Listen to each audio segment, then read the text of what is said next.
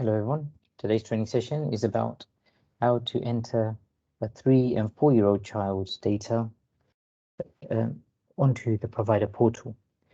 We will look at an example where a child is either 3 or 4 years old and is eligible for a 30-hour extended working family offer. The first thing, log into the provider portal as normal. We're looking at the deliver. We click on funding, click on actuals, click on the summer term, and now we're going to click on 3 and 4-year-old.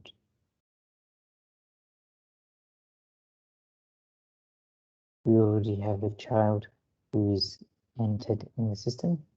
We will add a new child by clicking on Add Child.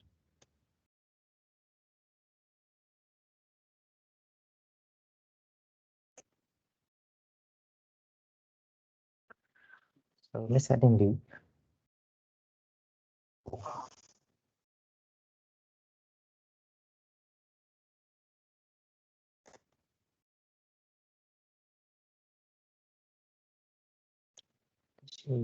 Say he was born on the 1st of January 2018.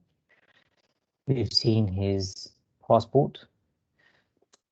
His gender is male. His ethnicity. For any other ethnic background, because I'm not quite sure what ethnicity Luke Skywalker is. Special education needs. He's got an SEN. The address, now unfortunately we'll have to stick to an address in the UK. We can't use Tatooine, so let's just stick with our good old 313 Billet Road.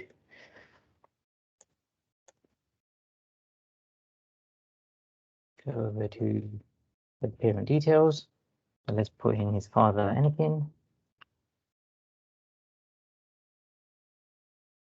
date of birth, and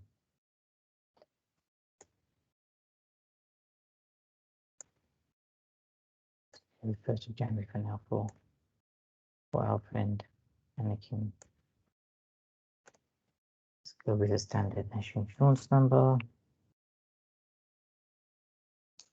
Let's put his father's and here what we're saying is that they're giving us consent to check both his EYPP and his 30-hour eligibility code.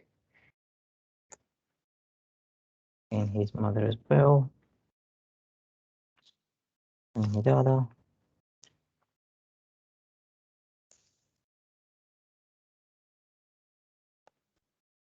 The date of birth, this is 1st of January 1990.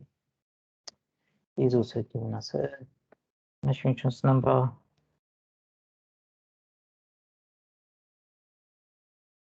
And she's also given us consent to check for EYPP and for 30-hour code.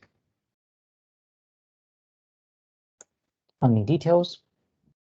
So again, we could use the default term dates. As you see, it's the whole of the summer term, 5th of April 2021 to 31st of August 2021. We'll stick with the default dates. However, I will show you how we can change them. If Luke had started late or he left before the end of term. But for now, we'll stick with the default dates and we'll cover that in another training video. Luke is a term time only child, so we're not going to click on the stretch entitlement. Luke, therefore, the maximum weeks he could be there for term time only is 12.2 weeks for the summer term. Let's say he was present for the census, attends 2 days or more, which is the case because he's entitled to 30 hours a week. He's not nominated for DAF. His universal hours are 15. Now let's just say, for example, Luke is not taking his full 30 hours entitlement. Let's say he's only taking 25 of the 30 hours.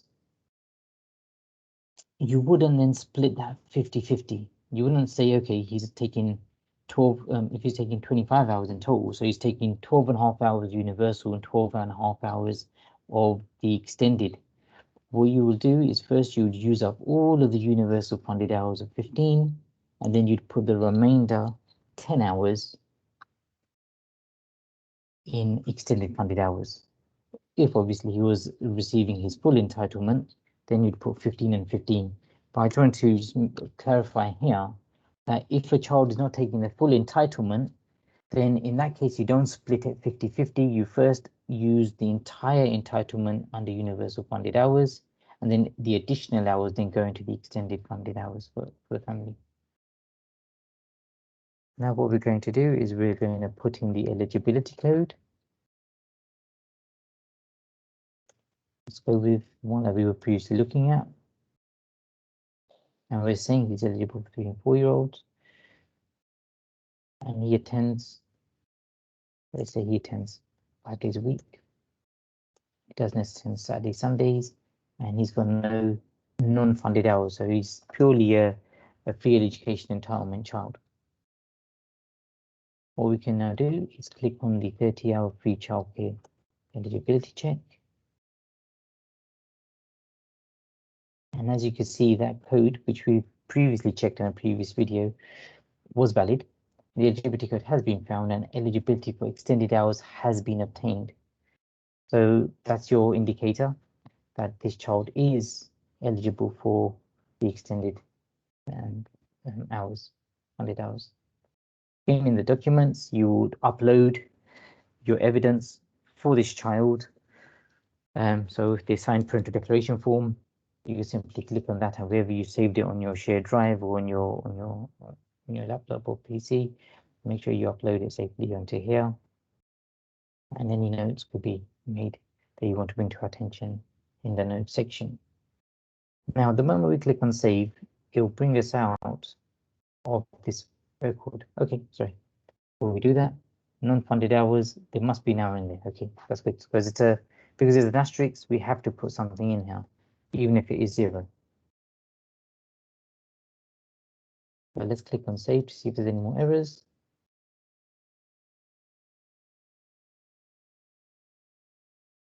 No. So now you can see Luke Skywalker's records are now uploaded onto the system, onto the parent portal, ready for you to submit its claim. As you can see with Luke here, he's got 183 hours of universal free education entitlement, but because he's not taking up his full 30 hours, only 25 hours, he's only got 122 hours of extended hours for that term.